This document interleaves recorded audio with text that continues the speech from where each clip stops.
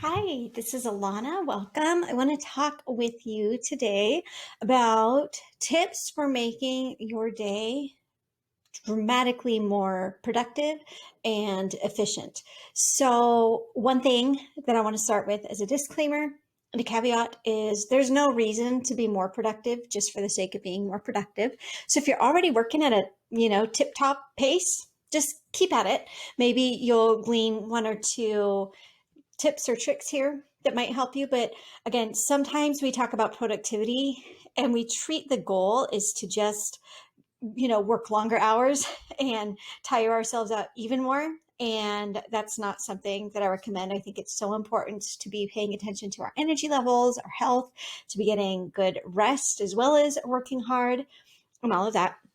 So again, there's no reason to just be more efficient for the sake of being more efficient. But let's say that you are a right-at-home parent and you're busy taking kids from here to here or doing schoolwork stuff with them or all of the things that we do, or you've got a fast-paced job in addition to being an author and you're trying to fit everything in. I'm hopeful that these will give you some ideas for how to have a really, really productive and efficient writing day. So maybe for you, you take one Saturday a month and you get like 6 hours of nonstop time to write. And you find that when you show up for that 6 hours, it's hard to get into the groove. You get constantly distracted. That's the kind of thing we're talking about. I'm going to give you some ideas of how to have a super focused sprint or even a marathon during a given set time of day. And then that leaves you free to relax a little bit afterwards and things like that. So don't feel like everything I tell you, you need to do all of these things every day. You'll just get tired, right? But when you want to go into that focused time, for example, in the Writing Cave Patreon group, we've started 10K Tuesdays, where every Tuesday they jump on at the beginning of the day, say, hey, we're going to get 10,000 words written today. Not everybody gets to full 10,000, but they for sure get more than they would have if there wasn't this concentrated effort. So that's what we're talking about. Concentrated work time to get a lot of stuff done at once and how to plan for those concentrated work times so you can be really, really efficient. So tip number one, I think, is huge, and that is to plan the night ahead. I'm not saying that you need an elaborate 5,000 word outline for your scenes. Some people, that's how you like to work. And if that works for you, go ahead and do it. But when I'm talking about planning the day ahead, I don't even necessarily mean planning out what you're going to write. That's for sure part of it. But I think just as important are things like planning when you're going to start, what you're going to do first. If you're starting a brand new manuscript, I like to encourage you to get any of the formatting details that tends to take some time done the night before. So you have your title page, you have chapter one, you've got the fonts the way that you like them and things like that. Similarly, you can plan out beforehand things like, what are you going to eat? What are you going to drink? What are you going to do first? Do you have everything on hand that you need?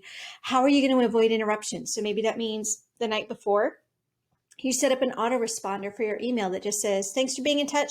I'll get back to you after my writing day or something like that. So planning the night ahead, logistically, as well as a little bit of mental planning. What you can do is just picture, okay, I'm going to show up to my workspace and what are the steps I'm going to take? This is how really top level athletes get ready for the big event. Think about the gymnast who, just as much as they practice the physical routine, they practice going through that routine mentally. They practice every single, I don't even know the gymnastic terms, every single twirl and twist. And of course, those aren't the words that they would use, but you know what I'm talking about. They picture those in their mind. And so we can do that too. What are you going to do first? And this doesn't necessarily have to only apply to a day when you want a really high word count. Maybe you've got Marketing Mondays, and Mondays are just when you do all of your admin for the week and you just get it done. So in your case, you could come up with your plan. I'm going to get all my emails finished. My email inbox by the time I'm done is going to have 0 unread emails. This is what it's going to look like. These are the emails I'm going to respond to first. And even anticipating problems can be a really good technique the night before. So let's go back to the emails. You know that sitting in your inbox is an email that's going to be a pain to respond to. Somebody's mad at you because they think that you blah, blah, blah, whatever. Think through how you're going to respond to that one so that when you show up, you're not tempted to just keep on pushing that back and saying, I'll get to this later. If you're talking about a manuscript, where do you tend to have problems in your manuscript? Is it the beginning, the middle, the end? Is it starting new chapters? Is it switching POVs? And so go through those tiny transition periods.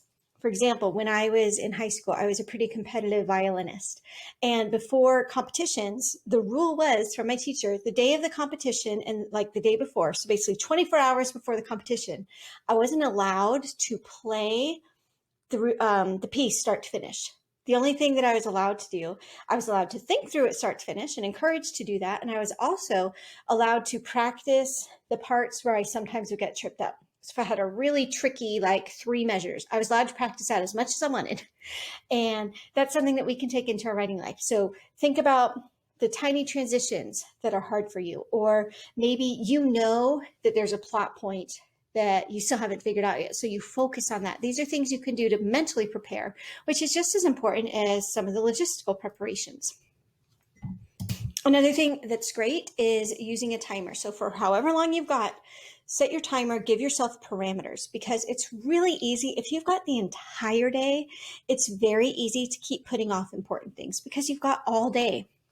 If you've only got 45 minutes and you need to get a bunch of stuff done, it's going to happen. So for example, think about cleaning your house. If you have all weekends to tidy up, maybe you do some, maybe you work for a total of like 25 minutes. But if you know that in an hour, a guest is coming over and you want the house to be presentable, you're going to do a ton in the hour. And so sometimes, even if we don't have external deadlines and things, because as indie authors, we get to set our own schedules and things like that. And especially if you don't have a pre-order deadline, some of you do.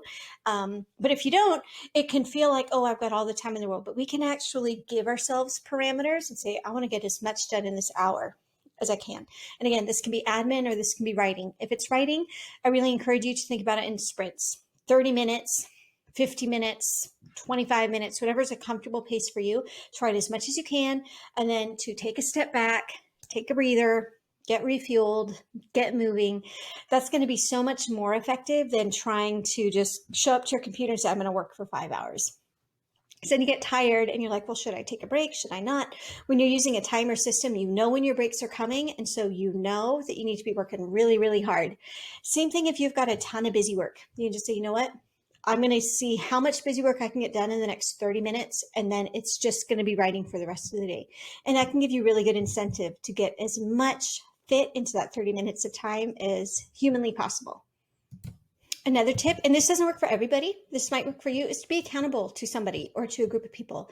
That's why our Patreon Writing Cave community on Discord is so encouraging for a lot of people, because people will log on and say, all right, today I'm going to get 3,000 words written. And they check in as they go and as they make that progress. And so that can be really, really motivating. Some people rely more on internal motivation. So if you are somebody who you find your motivation coming from yourself, you don't need external deadlines or people cheering you on or someone to be accountable to. In your case, be accountable to yourself. Write out the goal. Tell yourself what you're going to do if you accomplish that goal. Things like that might be more motivating for you if you're more internally motivated. For people who are externally motivated, having this outside accountability can be fabulous. One thing that I like to do when I am able and in a place where there are people doing similar jobs is to have like a work day where we bring our laptops, we get as much busy work done as we can. We do a little bit of visiting, a little bit of socializing, but most of it's just to get done that busy work. And let's see how fast we can do it. So maybe you invite like 2 or 3 friends, come over, bring your computers, and let's do as much busy work as we can in the next hour and a half, right? And so then you've got some external motivation. It's a little less boring and it keeps you focused because everybody else around you is working. So you may as well be too. And it doesn't have to be other authors. I used to have my neighbor come over. She had a photography business. And we both had just admin stuff that every so often needed to get done. And it was easy to procrastinate on. So she would come over with her computer. I'd come over with my computer. We'd do our admin stuff. We'd do a little bit of visiting. And it certainly made the time pass more pleasantly than if I had just been, sitting at home trying to get it done myself. And that leads me to my last tip, which is to just be cognizant of your location. Some people really like to take their work somewhere else. I'm this way with busy work. Sometimes my most productive times when I just have a ton of admin things to do are when I take my laptop to the library and just get as much done in an hour or an hour and a half as I can. Then I get to come home, and then it keeps my office feeling like it's for the fun stuff. My office is for the creative process, for the daydreaming, for the writing, for the plotting. All that, nasty, boring, busy work I can do somewhere else. You can even have different locations in your home, right? The table's where you do your busy work, and the couch is where you do your writing, or whatever helps you kind of create some physical distinctions between the type of work you're doing.